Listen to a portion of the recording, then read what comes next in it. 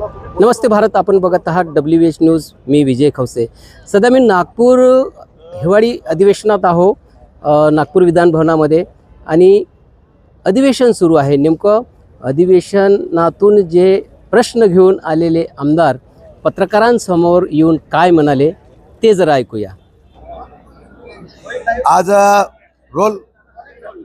आज या ठिकाणी महाविकास आघाडीच्या वतीने विदर्भामध्ये अधिवेशन होत असताना विदर्भातल्या आणि महाराष्ट्रातल्या शेतकऱ्यांचा प्रश्न परत एकदा विरोधी पक्षाने हा प्रकर्तेने घेतलेला आहे. आज पहिल्या दिवशी आम्ही शेतकऱ्यांची कर्जमाफी, हमीभाव, मग कापसाचा असेल, तुरीचा असेल, सोयाबीनचा असेल, या सर्व गोष्टीवर सरकारचं लक्ष वेधण्यासाठी एक आंदोलन आम्ही केलेलं आहे. माझी अपेक्षा आहे या अधिवेशनामध्ये 76,000 कोटी रुपयाचं परत एकदा ऐतिहासिक अशा प्रकारचं सप्लिमेंटरी बजेट या सरकारच्या कार्यक्षम अशा असलेल्या गतिमान सरकारने काढलेला आहे. त्याच्या मधून आमच्या ह्या शेतकऱ्यांची कर्जमाफी मिळेल मला माहीत नाही, पण मी माहिती घेतो. आता 550 कोटी काहीतरी तरतूद केली असं कळते. ती तुटपुंजी तरतूद करून शेतकऱ्यांना फसवण्याचा जर व्यवसाय होत असेल तर या अधिवेशनामध्ये या प्रश्नासंदर्भामध्ये आम्ही आक्रमक आहोत हे दाखवण्यासाठी आज आम्ही सगळ्यांनी या ठिकाणी आंदोलन केलेलं आहे.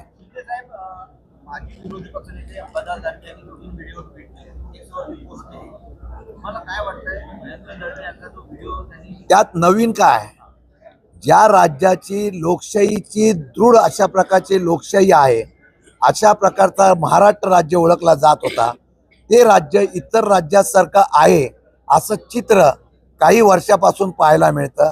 कुठल्याही निवडणुका आल्या की सत्ता आणि पैशातून आम्ही निवडणूक जिंकू शकतो. सर्वसामान्य लोकांचे प्रश्न, विकास या मुद्द्यावर न जाता फक्त आपल्याला निवडणूक हुक आणि कुक या पद्धतीने जिंकायची, या पद्धतीने निवडणुका करण्याचा फंडा झाला. ही ऑपरेशन काल काही लोकांना मिळालं, बाहेर काढलं, अशी निवडणुकीच्या कालावधीमध्ये पण काढलेलं होतं. विशेषतः पोलीस संरक्षणामध्ये सुद्धा पैसे वाटप होतात या तक्रारी झाल्या. फार लांबचं नाही, पण माघार घ्यायच्या वेळेला सुद्धा प्रोसिडिंग ऑफिसर जिथं व्हिडिओ शूटिंग होतं तिथे सुद्धा जबरदस्ती आणून लोकांना विड्रॉल करायला लावले. हे महाराष्ट्राने पाहिलेलं आहे. मारामाऱ्या, दंगे हे मागच्या निवडणुकीला पाहिलेले आहेत.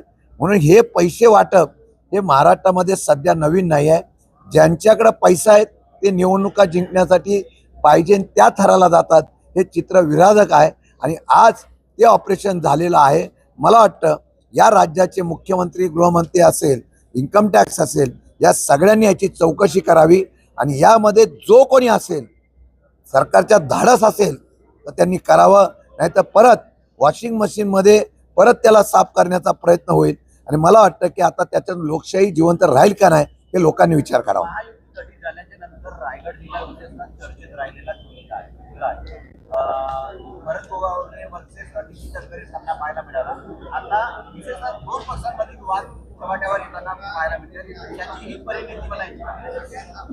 सरकारमध्ये जे सरकार आता 3 पक्षाचं चाललेलं आहे, ट्रिपल इंजन सरकार, हे इंजन एकमेकांच्या असलेल्या डबे एकमेकांना धडकतात. ते फक्त दिखावा आहे का? एकमेकांच्या बद्दलचा कुरघोडीचा प्रकार प्रचंड चालू आहे. परंतु माझा अभ्यास जो आहे हे फक्त निवडणुकीपुरतं दाखवलेलं चित्र आहे का? निवडणुकीपुरतं करायचं आणि परत सत्तेमध्ये जाण्यासाठी आणि सत्तेमध्ये टिकण्यासाठी परत सगळेजण एकत्र येतात, हे चित्र आम्ही पाहिलेलं आहे. म्हणून मला वाटतं अंतर्गत कुरघोडीचं हे ऑपरेशन आहे का, हे आता मित्र पक्षाचे प्रमुख असलेल्या ज्यांच्याकडे गृह खातं आहे त्या मुख्यमंत्र्यांकडून आम्हाला अपेक्षा आहे. मुख्यमंत्री स्वतःला ज्या पद्धतीने प्रेझेंटेशन करतायत त्याच्यामध्ये त्यांची प्रतिमा आणि त्या सरकारची प्रतिमा खराब होत असेल तर जे कोणी असतील त्यांच्यावर कारवाई करावी. आणि मुख्यमंत्री सक्षमतेने निर्णय घेतात, धाडसाने निर्णय घेतात, मित्र जरी असला तरी निर्णय घेतात, हे दाखवण्याचं त्यांनी धाडस करावं. ओके, आमची मागणी तर असणार आहे. हमी भाव दिला तरी खाजगी व्यापारी ज्या पद्धतीने कमी दरामध्ये खरेदी करतायत त्याच्यावर आम्ही आवाज उठवला होता. अद्यापही निर्णय नाही. या अधिवेशनात आम्ही शेतकऱ्यांचा प्रश्न लावून धरणार. 76,000 कोटीचा सप्लिमेंटरी बजेट जेव्हा मंजुरीला येईल तेव्हा शेतकऱ्यांची कर्जमाफी आणि शेतकऱ्यांना मदत यावर 100% आम्ही आवाज उठवणार.